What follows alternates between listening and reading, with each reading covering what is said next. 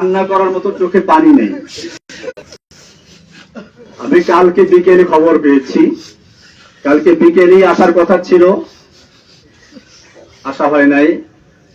রাতের বেলায় আসলে আমি ঘুমাতে পারিনি, ডান কাঁধ বাম কাঁধ করতে করতে এভাবে চলে গেছে। আপনারা জানেন আমি বরগুনা এসেছিলাম 2013 সালে আগস্টের 10 তারিখে। বাংলাদেশের বুকে, বাংলাদেশের জনগণের বুকের উপরে একটা স্বৈরাচারী শাসক জগদ্দল পাথর বসেছিল। আমি তার একটা বক্তব্যের প্রতিবাদ করেছিলাম। সে বক্তব্য দিয়েছিল, মা দুর্গা দেবী প্রতি বছর কোনো না কোনো বাহনে চড়ে আসে, এবার এসেছে গজে চড়ে, আর গজে চড়ে আসলে দেশে ফসলে ভরে যায়। আর বাস্তবে তাই হয়েছে, এবার ফসল বেশি হয়েছে। একটা হিন্দু যদি এ কথা বলতে আমার কোন আপত্তি ছিল না, তাদের আকীদা তারা পেশ করবে। বাংলাদেশের 18 কোটি মুসলমানের নেত্রী এই দেশে বসে যে আকীদা পোষণ করেছে, আমি বলেছিলাম মক্কার আবু জাহেল আবুল হাব তাকে ছিল। মক্কার আবু জাহেলরাও বিশ্বাস করত, কোরআনে স্পষ্ট বলেছে, ওয়ালাইন সাআলতাহুম মান খালাকাস সামাওয়াতি ওয়াল আরদ। হে নবী, আপনি যদি মক্কার আবু জাহেল আবুল হাবদেরকে জিজ্ঞাসা করেন কে সৃষ্টি করেছে আসমান এবং জমিন, ওয়ালাইন সাআলতাহুম মান নাযালা মিনাস সামাই মান, যদি মক্কার আবু জাহেল আবুল হাবদেরকে আমি জিজ্ঞেস করো কে আসমান থেকে পানি বর্ষণ করে, অতঃপর সেই পানির মাধ্যমে মৃত্যু জমিনকে জীবিত করে ফসল উৎপন্ন করার শক্তি দেয় কে? আল্লাহ বলছেন মক্কার কাফেররা অবশ্যই বলবে যে আল্লাহ এগুলো সব করেন। যেখানে মক্কার আবু জাহেল আবুল আহাবরা পর্যন্ত বিশ্বাস করত বৃষ্টি দেওয়ার মালিক আল্লাহ, রিজিক দেওয়ার মালিক আল্লাহ, সেখানে বাংলাদেশের মুসলমান দেশের প্রধানমন্ত্রী বলেছিল মা দুর্গা দেবী গজে চলে এসে বলে ফসল বেশি হয়েছে। আমি তার প্রতিবাদ করেছিলাম, তার হিংসা করে আমাকে গ্রেফতার করেছিল। আপনারা জানেন আমার জামিন হয়েছিল, আমাকে হাইকোর্ট থেকে জামিন দিয়েছে, কিন্তু হাসিনার কোর্ট আমাকে জামিন দেয় নাই। আমাকে জেল গেট থেকে নিয়ে 2 দিন রেখে আবার গ্রেফতার করে ভিতরে দিয়ে দেয়। এখন আমি সেই মামলায় কারারুদ্ধ আছি। ভাইয়েরা আমার, আপনারা জানেন আমি ঈদের সময় বাড়িতে বেড়াতে এসেছিলাম। আমি কোন দল করি না, আমার প্রত্যেকটা লেখা এবং বক্তব্য বলা আছে আমি একজন মুসলিম। কোরআন আমার পরিচয় দিয়েছে, হুয়া সাম্মাকুমুল মুসলিমিন। আমি সেই মুসলিম পরিচয় দিয়ে চলেছি। আমার নামে একটা দল তৈরি করে কখনো বলা হয় আমি নাকি তার আধ্যাত্মিক নেতা, কখনো গুরু, কখনো প্রধান, কখনো আরো কি। সাংবাদিক ভাইদেরকে আমি জিজ্ঞেস বলতে চাই, আপনারা ভালো করে দেখুন, জসিমউদ্দিন রহমানী গ্রেফতার হওয়ার আগ পর্যন্ত আনসারুল্লাহ বাংলা কিনার কোন দলের নাম কোনো কানেও শুনে নাই। আমি চ্যালেঞ্জ করে বলি, বাংলাদেশে আনসারুল্লাহ বাংলা টিম নামে কোন দল নাই, এটা শেখ হাসিনার তৈরি করা। আপনারা জানেন সূরা কসাসের শুরুতে পড়বেন, কোরআন বলছে ফেরাউন সম্পর্কে আলোচনা, সেখানে বলেছে ফেরাউন কি করত, ওয়াজআলা আহলাহা শিয়া। ফেরাউন তার জাতিকে বিভিন্ন দলে দলে বিভক্ত করত, ইস্তাযইফু তাইফাতাম মিনহুম, তাদের একটা গ্রুপকে সে দুর্বল করে রাখত। শেখ হাসিনা সেই ফেরাউন, এই যুগের ফেরাউন হাসিনা বাংলাদেশের জনগণকে কেউ রাজাকার, কেউ আনসারুল্লাহ, কেউ অমুক তমুক বিভক্ত করে সে তার শাসন পাকা করতে চেয়েছিল। আপনারা জানেন এই সর্বশেষ যে আন্দোলন, এটা কোন দলের আন্দোলন ছিল না, এটা ছিল বাংলাদেশের ইতিহাসে এমন এক আন্দোলন যেখানে হিন্দু, মুসলিম, বৌদ্ধ, খ্রিস্টান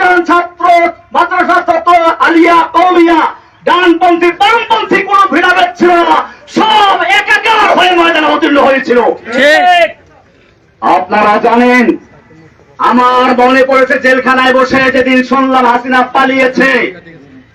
আলাম তারা কাইফা ফাআলা রাব্বুকা বিআসহাবিল ফিল, আল্লাহ বলছেন আপনি কি দেখেন নাই হাতি বাহিনীর সাথে আল্লাহ কি আচরণ করেছিলেন? হাতি বাহিনী হাসিনা নামাতে চেয়েছিল, সাজু আজান নামিয়ে দিয়েছিল। আল্লাহ বলছেন আলাম ইয়াজআল কাইদাহুম ফি তাদলিল, তার এই জঙ্গি জঙ্গি খেলার চক্রান্ত আল্লাহ কি ব্যর্থ করে দেন নাই? ওয়া আরসালা আলাইহিম তায়রান আবাবিল, আল্লাহ বলছেন আব্রাহাকে ধ্বংস করার জন্য ঝাঁকে ঝাঁকে পাখি পাঠিয়ে দিয়েছিলেন। তায়রান মানে পাখি, আবাবিল মানে ঝাঁকে ঝাঁকে, আমার দেশে বলা হয় আবাবিল পাখি। আমি তখন মনে করলাম এই প্রাইমারি স্কুলের ছাত্র, হাই স্কুলের ছাত্র, নাবালিক শিশু পর্যন্ত যখন ময়দানে ছাপিয়ে পড়েছে, এটা আল্লাহ দেওয়া সেই আবাবিল পাখি চলে এসেছে। হাসিনার কোন ক্ষমতা ছিল না মোকাবেলা করার মতো। আমি ধন্যবাদ জানাই বাংলাদেশের সেনাবাহিনীকে সময় মতো পদক্ষেপ নেওয়ার জন্য, যে তারা কোন দলে আনুগত্য না করে বাংলাদেশের জনগণের পাশে দাঁড়িয়েছিল। আমি বাংলাদেশের পুলিশ ভাইদেরকে বলবো, আপনাদেরকে জোর করে ব্যবহার করেছে আমরা জানি, আপনাদের দোষ না। আমি সেজন্য আজকের মাধ্যমে সারা বাংলাদেশের মুসলিম অমুসলিম সমস্ত মানুষকে বলতে চাই, আপনারা কোনো ফাঁদে পা দিবেন না। এখন বড় কঠিন মুহূর্ত চলছে। আপনারা দেখেছেন ভারতের মিডিয়ায় প্রচার হচ্ছে বাংলাদেশে হিন্দুদের মন্দির জ্বালিয়ে দেওয়া হচ্ছে, হিন্দুর বাড়ি ঘরে আগুন লাগানো হচ্ছে, এই সমস্ত অপপ্রচার হচ্ছে। খবরদার, আমি আপনাদেরকে কঠোরভাবে বলছি, কোন হিন্দুর উপরে আক্রমণ যেন না হয়, কোন মন্দিরকে আগুন দিতে না পারে, সেজন্য আপনাদেরকে অতন্ত্র প্রহরে বাড়াতে হবে ইনশাআল্লাহ। ভাইয়েরা আমার, আপনারা জানেন আমরা কোন বিশৃঙ্খলা পছন্দ করি না। আমরা চাই আল্লাহর নবী যেরকম ভাবে মক্কা বিজয়ের পরে যখন তার সামনে সাহাবায়ে কেরাম 10,000 উন্মুক্ত তরবারি নিয়ে বসে আছেন, একটা ইশারা করলে সব গর্দান গুড়ের যায় মক্কার কাফেরদের। মক্কার কাফেররাও এসে হাজির হয়েছে সামনে। আল্লাহর নবী জিজ্ঞেস করেছিলেন, ওহে মক্কার কাফেররা, তোমরাই তো সেই লোকগুলো যারা আমাকে হত্যা করার জন্য ঘেরাও করেছিলে, তোমরাই তো সেই লোকগুলো যারা আমার বিলালকে উত্তপ্ত রৌদ্রে শুয়ে রেখে নিচে আঙ্গার দিয়ে উপরে পাথর চাপা দিয়ে রেখেছিলে, তোমরাই সেই লোকগুলো যারা সুমাইয়া রাদিয়াল্লাহু তাআলা আনহাকে লজ্জাস্থানে বর্ষা দিয়ে আঘাত করে হত্যা করেছিলে, তোমরাই সেই লোকগুলো যারা আম্মার ইবনে ইয়াসিরকে বন্দী করে নির্যাতন করেছিল। কিন্তু আজকে তোমাদের আমি জিজ্ঞেস করতে চাই, তোমরা আমার থেকে কেমন ব্যবহার আশা করছো? মক্কার কাফেররা বলেছিল, একজন উত্তম ভ্রাতার কাছ থেকে যা আশা করা যায় তাই আশা করছি। আল্লাহর নবী বলেছিলেন, আজকে আমি সে কথাই বলছি যে আমার ভাই ইউসুফ আলাইহিস সালাম বলেছিলেন তার ভাইদেরকে নাগালে পাওয়ার পরে। আল্লাহর নবী বললেন, লা তাসরিবা আলাইকুমুল ইয়াওম, আজকে তোমাদের বিরুদ্ধে আমাদের কোনো ক্ষোভ নাই, কোনো প্রতিশোধ নেওয়ার ইচ্ছে নেই। যাও, ইযহাবু আনতুম তুলাকা, আমি তোমাদের সকলকে সমানভাবে আরামভাবে ক্ষমা ঘোষণা করছি। বাংলাদেশে আন্দোলনরত ছাত্র জনতা, মাদ্রাসার ছাত্র, স্কুল কলেজের ছাত্র, সাধারণ জনতা, আমি সকলের কাছে অনুরোধ করব, আল্লাহর নবীর এই মক্কা বিজয়ের ঘোষণাকে কেন্দ্র করে আমরা যেন এই বিগত দিনে যা হয়েছে সব ক্ষমা করে দিয়ে একসাথে একটা সুন্দর সমৃদ্ধ সামনের বাংলাদেশ গড়তে পারি। আমি একটা কথা না বললেই নয়, আপনারা অনেকে মনে করেন প্রচার হচ্ছে হিন্দুরা মুক্তমুখ। আমার এই জেল জীবনের আমি সর্বশেষ ঘটনা বলছি। সর্বশেষ আমি যেদিন কোর্টে যাই, একজন কারা পুলিশ, নাম হলো প্রবীর, 2 তারাওয়ালা কি এরা হিন্দু, দেখেন হিন্দু, দুপুরের সময় ডায়াবেটিস রোগী, মুখটা শুকিয়ে গেছে, বলেন হুজুর আপনার বোধহয় ক্ষুধা লেগেছে। আমি কিছু বললাম না, বলে টাকা থাকলে দেন, আমি খাবার এনে দেই। আমি টাকা তো আনি নাই। কোর্টে বসে। উনি আরেকজনের কাছে টাকা ছিলেন, তাও নাই। শেষ পর্যন্ত নিজের পকেট থেকে টাকা খরচ করে আমাকে দুপুরে এক প্যাকেট বিরিয়ানি আর একটা 2 লিটারের পানি দিয়ে দেয়। হিন্দু প্রবীর, এটা সর্বশেষ যে কোর্টটা আমি করেছি সেই কোর্টের দিন। আপনাদেরকে আরো বলি, আমি যে জেলখানায় রয়েছি সেখানে চক্রান্ত হয়েছিল বড় ধরনের দাঙ্গা করানোর জন্য। আমি সকালবেলা থেকে পুরা জেলখানায় হ্যান্ড মাইক হাতে নিয়ে বলেছি, খবরদার কেউ কোনো বিশৃঙ্খলা করবেন না, বিশৃঙ্খলা করবেন না, আপনারা শান্ত থাকুন। আপনারা জানেন আমাকে রাখা হয়েছে হাই সিকিউরিটি জেলে, এশিয়া মহাদেশের 1 নাম্বার জেলেটা, কঠিন জেল। 1000-এর উপরে আছে ফাঁসির আসামি, ফাঁসির আসামি আছে 1000-এর উপরে। এরপরে হুজি জেএমবি যত সব ওখানে। এইখানে গন্ডগোল লাগাবার চক্রান্ত করা হয়েছিল। আমি হ্যান্ড মাইক দিয়ে সকালবেলা ঘুরে ঘুরে প্রত্যেকটা বিল্ডিং এর সামনে গিয়ে বলেছি, কেউ শৃঙ্খলা করবেন না, আমি আপনাদের জন্য মুক্ত হলে পরে আপনাদের জন্য মুক্তির ব্যবস্থা করবো ইনশাআল্লাহ। ইনশাআল্লাহ সবাই আমার কথা মেনে নিয়েছিল। কিন্তু কে বা কারা উস্কানি দিয়ে কিছু কয়েদিদেরকে লেলিয়ে দিয়েছে এখানে আক্রমণ করার জন্য, বিশেষ করে আমি যে বিল্ডিং গেছিলাম সেখানে আক্রমণ করার জন্য। কারণ কি? কারণ ছিল এই আন্দোলনটাকে একটা জঙ্গি রূপে আকৃতি দেওয়ার জন্য।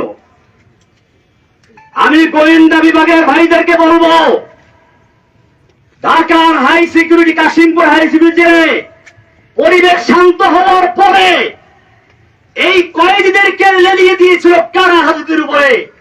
যদি সেদিন আমি জীবনের ঝুঁকি নিয়ে বাধা না দিতাম তাহলে সেখানে কারবালার ময়দান হয়ে যেত।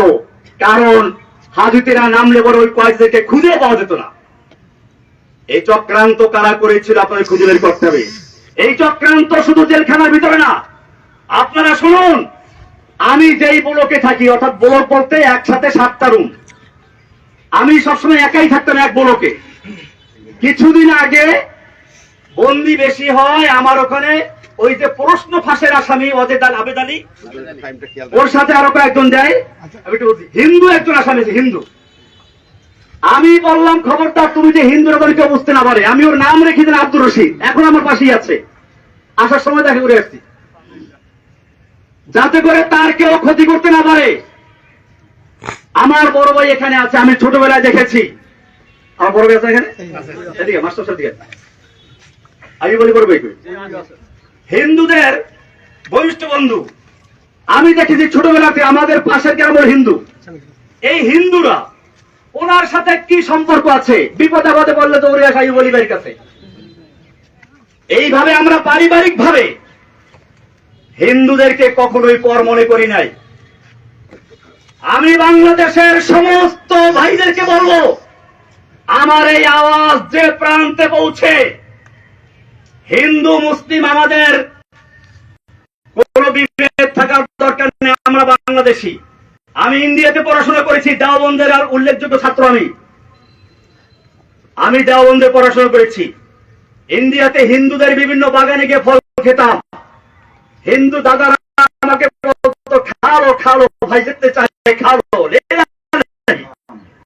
যত চাও খেয়ে দিতে পারো। এরকম আমি সেই সংস্কৃতির প্রাপ্ত লোক। আগে হাসিনা সরকার তার ব্যক্তিগত আক্রোশের কারণে সারা বাংলাদেশে নয়, সারা বিশ্বে আমাকে জঙ্গি বলে চিহ্নিত করে একেবারে প্রচার করেছে। আমি আপনাদের সাংবাদিক ভাইদেরকে বলতে চাই, বাংলাদেশ আমি যখন বয়সে ছিলাম গ্রেফতার বন্যার বড় মসজিদ, কেন্দ্রীয় মসজিদ সুধাক, এই সদরঘাট মসজিদের খতিব ছিলাম। শুক্রবার দিন, জুমার দিন, ঈদের মতো, লোকসভা মতো বরগুনার কোন লোকে বলতে পারবে আমি কোন জঙ্গি জঙ্গি কর্মকাণ্ডের সাথে জড়িত ছিলাম? তাহলে আমাকে কেন এই পরিচয় করা হোক? কারা করিয়েছে? আল্লাহ তারা ছাড়ে না। ইন্না বাদশা রব্বিকা লাশাদীদ। যেই অহংকারী, যেই ফিরআউন, যেই দাজ্জাল কয়েকদিন আগেও বলেছিল হাসিনা পালায় না, সে ব্যক্তি পালিয়ে গেছে। এটা আল্লাহর দেওয়া শিক্ষা।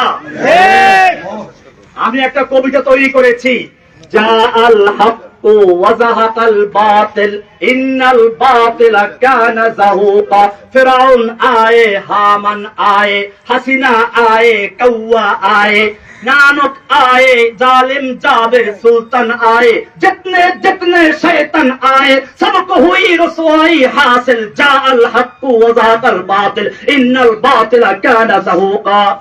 যুগে যুগে যত ফিরাউনদের আগমন করেছে আল্লাহ একটু ঢিল দিয়ে দেখে কত দূর যেতে পারে। যখন তার যাওয়ার সীমানা অতিক্রম করে আল্লাহ এমন ভাবে ধরে তখন তার পালিয়ে যাওয়ার জায়গা থাকে না।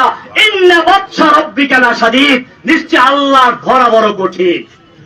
ভাইরা আমার, আমি অনেক কথা বলে ফেলেছি, আমার সর্বশেষ কথা এটাই, এই যে বিজয়টা হয়েছে, এই যে বাংলাদেশের স্বাধীনতা অর্জন হয়েছে নতুন করে, এই স্বাধীনতা অর্জনে যে সকল ছাত্র ভাইয়েরা, বিশেষ করে আবু সাইদ, সেই রংপুরের আবু সাইদ, যে ব্যক্তি নিজের বুকটাকে টান করে দিয়ে গুলির সামনে নিজেকে পেশ করে দিয়েছিল, আমার মনে পড়লো সেই ইংরেজ তার ইতিহাস। দারুল উলুম দেওবন্দের শাইখুল হাদিস হুসাইন আল বাদানী রাহমাতুল্লাহি আলাইহি একবার ইংরেজের বিরুদ্ধে আন্দোলনে এক ময়দানে ভাষণ দেওয়ার কথা ছিল। দিল্লি লাল কেল্লার সামনে ইংরেজ সরকার ঘোষণা করেছিল দেখা মাত্র গুলি করতে হবে।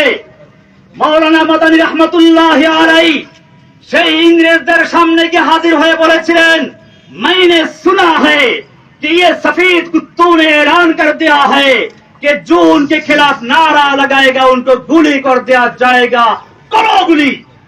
যে আমি শুনেছি এই সাদা কুকুরের দল ঘোষণা করেছে যে ব্যক্তি এখানে বক্তব্য রাখবে তাকে গুলি করা হবে। আমি মাদানী হাজির হয়েছি, করো গুলি। এই বলে যখন তিনি ধিক্কার দিয়েছিলেন সমস্ত পুলিশের হাতের রাইফেলগুলো ঝরঝর করে পড়ে গিয়েছিল। সেই ইতিহাস আর একবার পুনর্জীবিত করল আবু সাইদ, ফারহান ফাইয়াজ, এরকম আরো কত তাহমিদ, আরো কত ছেলেরা। আমি সেই ছেলেদেরকে আপনাদেরকে বলি, সেই আবরার নাম বললেন না, আবরার ফাহাদ, আমি বলতে এখন আর ভয় নাই, আগে ভয় পেতাম। আবরার ফাহাদের হত্যাকারী যারা, ওরা আমার পাশে একবার ছিল, এখন তাদের 5টা ছেলে পুরা কোরআনে হাফেজ হয়েছে। জি মাশাআল্লাহ।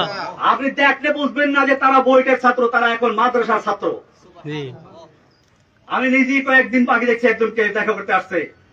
আমার ভাইয়েরা, এদেশের সন্তানদের দোষ না, পুলিশের দোষ না,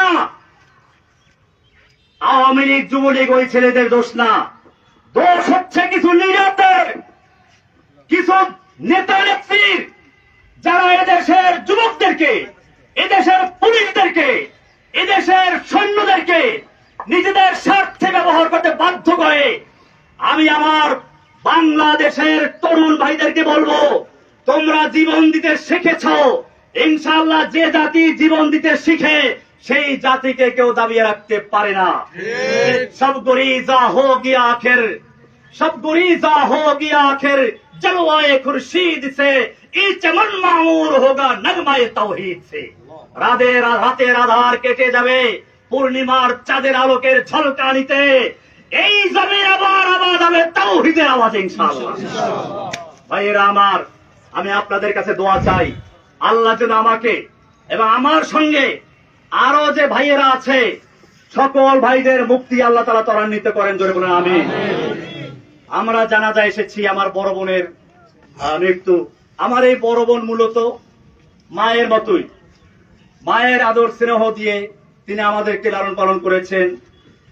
আমার এই বড় ভাইরা দুইজন আছেন, আপনারা জানেন এই দুই ভাই কৃষক, কিন্তু এই ভাই একজন আরেকজন কই অনিল ভাই কই, আর ইনি হলেন Abdul Jalil master, BSc BEd MA pass. আমার ছোট ভাইটা ছিল আবুল বাশার, সেমে পাস করা ছিল, কলেজে প্রফেসর ছিল। আমাদের এই সব ভাইগুলোকে ঈদের সময় আমরা একত্রে ছিলাম, আমাদের ভাই বোন আমরা সবাই অত্যন্ত আপন। আমাদের মধ্যে কোন রকমের কোনো একটু মনোমানিত নাই।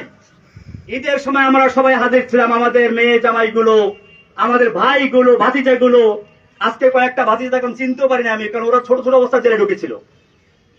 এই লোকগুলোকে জঙ্গি বানিয়ে দিল। এরপরে শুনে আরো কি হয়েছে, ওই যে পুলিশ বাবুল আক্তার, সে তার বউকে নিজে খুন করলো। সে বলল কি যে আমি জঙ্গি আন্দি করতাম, সেজন্য আমার উপরে জঙ্গি আক্রমণ করছে। এরপরে সারা বাংলাদেশে গ্রেফতার করলো। আবার সেই সময় আমার এই কৃষক দুই ভাইকে ক্ষেতের থেকে ধরে গ্রেফতার করলো। আমার এই ভাই জলিল মাস্টার বরগুনার একজন নাম করা হেডমাস্টার, আজকে কত 11 বছর পর্যন্ত মামলার কোন বিচার নাই। মামলার বিচার করবে কি? এই মামলা তো হাসিনার নির্দেশে হয়েছে, এই মামলার কোন এভিডেন্স নাই, সেজন্য মামলা জায়গায় রয়ে গেছে। আজ পর্যন্ত বিচার শুরুই হয় নাই। আমি আপনাদেরকে কথা বলে এই জন্য বললাম, আপনারা বরগুনার মানুষ, হয়তো আপনারাও মিডিয়ার কারণে অপপ্রচারের কারণে বিশ্বাস করতে পারেন, মনে করতে পারেন কিনা যেন আছে। আসলেই আমার এই ভাইগুলোকে আপনারা চিনেন। আমার ছোট ভাই ওই সময় বাড়ি ছিল না, সে বরিশাল কলেজে প্রফেসর ছিল। তাকে গুম করা হলো, 6 মাস পর্যন্ত নির্যাতন করা হলো। বলা হলো তুই খালি একটা কথা বল, জসিমউদ্দিন রহমানী আনসারুল্লাহ বাংলা টিমের প্রধান, তাহলে তোকে ছেড়ে দিব। আমার ছোট ভাই চরম নির্যাতনের শিকার হয়েছে। আমি যখন তাকে যেতে দিল, একলা হাঁটতে পারে না, একটা যুবক টকবাবু, কি হাস্যোজ্জ্বল হাসি খুশি একটা ছেলে, কিন্তু সে হাঁটতে পারছে না। এবং কিছুদিন পরে সে আল্লাহর রাস্তায় মারা গেল, শহীদ হয়ে গেছে। ভাইয়েরা আমার, কি অপরাধ ছিল সে আবুল বাশারের, কি অপরাধ ছিল জলিল মাস্টারের, কি অপরাধ ছিল কৃষক আইয়ুব খলিলের, কি অপরাধ ছিল সেই ছোট ছোট বাচ্চা, তো ওই যে ছেলেগুলো সব জেলে ছিল। এখন আমার সামনে সব বড়গুলো বড় হয়ে গেছে, হাতি যারা আমি চিনিও না লেখে। এই যে এটা জেলে ছিল, এ সিএনবি মসজিদের ইমাম, এ একটা জেলে ছিল। এরকম মানে এখন বড় হয়ে গেছে, আপনি দেখছেন। তখন আরো ছোট ছোট বাচ্চা ছিল, এই বাচ্চাগুলোকে ধরে জেলে ঢুকিয়েছে।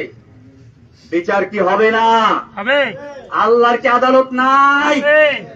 আল্লাহ তাআলা সব দেখেন, সব শুনেন। তিনি একটু ঢিল দিয়ে দেখেন, তোমাকে এই দেড় যুগ পর্যন্ত ঢিল দিয়েছিল, এরপরে তোমাকে এমন ধরেছে, তোমার দরবেশ বাবা দাড়ি কামাইয়া মারতে পারে নাই। দেখেন নাই দরবেশ বাবারে? দেখছি। এই দরবেশ বাবা ইসলামকে ভালোবাসে, কিন্তু আজকে সে বাঁচার জন্য দাড়ি কামাইয়া বাঁচতে পারে নাই। আমি বলতে চাই, এখন থেকে সামনের দিকে আমরা যেন ঐক্যবদ্ধ ভাবে একটা সমৃদ্ধশালী, সাম্য, ভ্রাতৃত্বপূর্ণ একটি বাংলাদেশ গড়তে পারি, সেজন্য আমরা একতাবদ্ধ হয়ে চলবো ইনশাআল্লাহ। কোন রকম বিশৃঙ্খলা আমরা করব না। কোন হিন্দুদের মন্দিরে অথবা পাশাপাশি আক্রমণ করতে না পারে সেদিকে আমরা খেয়াল রাখবো। আমার এই সারা বাংলাদেশে পৌঁছে দিন ইনশাআল্লাহ। আল্লাহ তাআলা যেন আমাদেরকে সকলকে একটা সুন্দর, সুখী, সমৃদ্ধশালী বাংলাদেশ গড়ার তৌফিক দান করেন। আমিন।